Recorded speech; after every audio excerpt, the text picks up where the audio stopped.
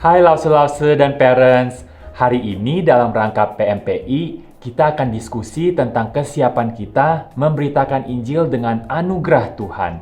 Firman Tuhan diambil dari Kisah Para Rasul pasal 10. Hari ini harusnya saya ditemani oleh dua orang Lause, yaitu Lause Friska dan Lause Angel. Tapi mereka sampai sekarang kok belum datang-datang ya? Tumben, biasanya sih mereka on time kok. Aduh, sorry Lause, kita telat banget nih. Iya Lose, sebenarnya yang harus disalahin tuh saya sih Lose. Tadi tuh saya ketiduran, jadi pas Lose Angel jemput tuh saya baru bangun tidur. Belum mandi, belum dandan, jadi saya tadi mandi dulu, dandan dulu, terus akhirnya jadi telat deh Lose. Iya tuh, Lause Friska dandannya lama banget. Lengkap deh make up-nya cetar. Duh, jadi malu nih Lose Angel buka rahasia. Tapi emang sih Lause, saya tuh nggak pede loh Lause. Kalau misalnya belum dandan tuh rasanya nggak ready gitu belum buat keluar rumah. Wah, tepat nih dengan pembahasan firman kali ini tentang readiness, kesiapan. Kesiapan kita untuk memberitakan Injil tentunya didasari anugerah Tuhan. Wah, jadi malu beneran nih saya tentang kesiapan ya Lause. Saya tuh kalau keluar rumah aja banyak banget ritual persiapannya Lause Friska mah kalau kesiapan memberitakan Injil mah selalu siap kan? Siap dong Lause. Bagus, kita harus selalu siap memberitakan Injil. Seperti Petrus yang diberikan penglihatan oleh Tuhan untuk tidak membeda-bedakan orang yang diinjili. Dan ketika Roh Kudus suruh Petrus untuk ketemu dengan Cornelius untuk memberitakan Injil, Petrus tidak ragu-ragu atau menunda-nunda, tetapi ia segera melakukannya karena ia siap. Dari cerita ini, kita melihat bahwa Tuhan sudah mengatur pertemuan antara Petrus dan Cornelius supaya Injil dapat diberitakan. Lalu, Cornelius serta orang-orang lain yang mendengarkan perkataan Petrus menjadi percaya karena mereka melihat dengan nyata adanya kuasa Roh Kudus ketika Petrus sedang memberitakan Injil.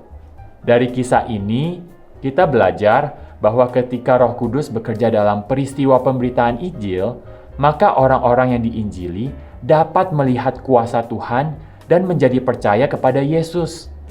Sebagai orang-orang percaya, Roh Kudus yang ada di dalam hati kita yang memampukan kita untuk memberitakan Injil kepada siapa saja dan kapan saja. Yang harus kita lakukan adalah bersedia untuk taat kepada firman Tuhan dengan mengabarkan Injil. Lause, untuk penginjilan, metode apa sih yang paling baik? Kan ada II atau Evangelism Explosion. Terus ada juga metode pakai 4 hukum rohani. Ada lagi caranya The Navigators pakai ilustrasi jembatan. Nah, yang mana ya Lause yang paling baik? Semuanya baik sih. Yang penting adalah kesiapan hati kita yang dipenuhi Roh Kudus dan hikmat untuk melihat kondisi dan situasi di mana kita dapat memulai pembicaraan tentang Injil. Oh gitu ya Lause. Waduh, saya jadi agak minder nih Lause. Saya tuh belum pernah loh Lause ikutan pelatihan II, 4 hukum rohani atau Navigators Lause. Jangan minder, Lause. Kita bisa beritakan pengalaman pribadi kita, menerima Yesus Kristus, dan kehidupan kerohanian kita berjalan bersama-sama dengan Yesus. Ada baiknya juga Lause Angel dan Lause Friska belajar tentang metode-metode pemberitaan Injil itu. Karena metode memberikan panduan dan cara yang sistematis untuk memberitakan Injil sehingga pemberitaan Injil disampaikan dengan jelas.